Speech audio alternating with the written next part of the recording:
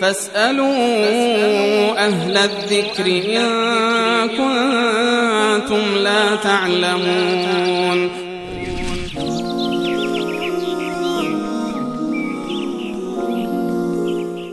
بیننده در رابطه با سریال های رمضان پرسن که چه سریال های خارجی پخش میشه از شبکه های خارجی، چه از شبکه های داخلی، هر نوع سریال. البته ایشون اشاره کردن که سریال هایی که خانم ها موهاشون لخته، البته بقیه بدنشون لخت نیست، این نوع دیدن سریال ها و کلا چه فرق نداره سریال ها دیگه؟ به صورت کلی این سریال هایی که پخش میکنن در رسانه های بیگانه و خصوصا کشورهای خارجی و غیر اسلامی، اینها پیام اسلامی برای ما ندارند، یعنی هیچ تأثیر مثبتی رو برای دین و دنیای ما و عاقبت ما در واقع ندارند. به صورت کلی در رمضان و در غیر رمضان بعد از این موارد اجتناب بکنیم.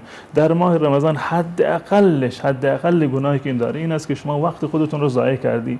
این وقت ماه مبارک رمضان که عبادت در اون چندین برابر هست، نفلش به جای فرض در واقع پذیرفته میشه، حیف است که انسان مسلمانی بیاد و این وقتش رو با تماشا کردن سریال ها یا مسابقات نمیدونم فوتبال و غیره اینها رو ضایع بکنه. درست.